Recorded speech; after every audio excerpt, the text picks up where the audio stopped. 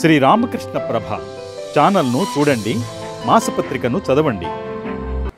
భగవంతుని అందుకోవాలంటే ఆయన మీద పరిపూర్ణమైన విశ్వాసం కలిగి ఉండాలి, శరణాగతి ఉండాలి. మరి ఆ శరణాగతి కావాలి అంటే కూడా ఆ భగవంతుడే మనకి వరంగా ప్రసాదించాలి. అంతేగాని నేను సాధన చేస్తున్నాను, నాకు శరణాగతి వచ్చేసింది అనుకుంటే మళ్ళీ మనం మాయల్లో పడినట్టే. ఆ భగవంతుడే మనకు శరణాగతి కూడా అందించాలి. శ్రీ రామకృష్ణ ప్రభ యూట్యూబ్ ఛానల్ చూడండి, మాసపత్రిక చదవండి, తప్పకుండా సబ్స్క్రైబ్ చేయండి. శ్రీరామకృష్ణ ప్రభ యూట్యూబ్ ఛానల్ వీక్షిస్తున్న మీకు అందరికీ నమస్కారాలు. మహాభాగవతంలో దశమస్కందంలో ఉల్లూకల బంధనం అని ఒక అద్భుతమైన లీల ఉంది.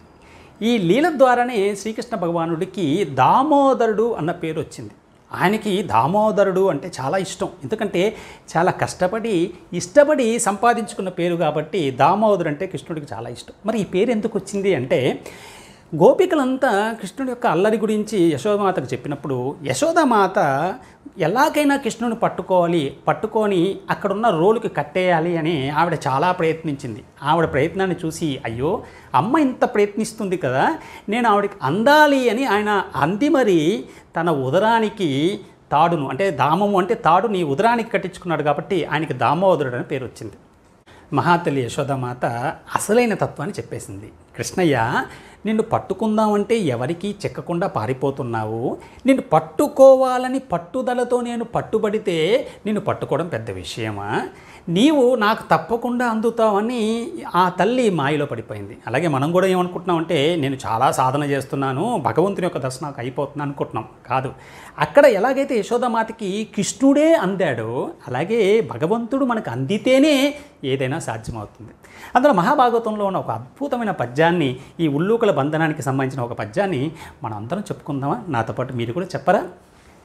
పట్టిన పట్టుపడని నిన్ను, పట్టిన పట్టుపడని నిన్ను, పట్టేదనన్ని చల్లముకొనిన, పట్టేదనన్ని చల్లముకొనిన, పట్టుటబెట్టే పట్టువడ వండ్రు పట్టి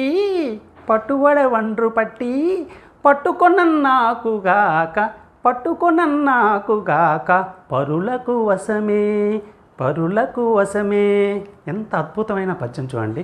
పట్టిన పట్టుపడని నిన్ను, పట్టేదన్నని చల్లముకొనిన, పట్టుటబెట్టే పట్టువడ వండ్రు పట్టి పట్టుకొనన్నాకుగాక పరులకు వశమే.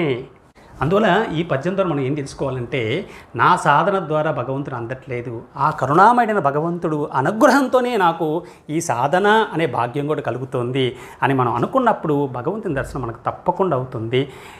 జై శ్రీరామ్, జై శ్రీకృష్ణ, జై శ్రీరామకృష్ణ.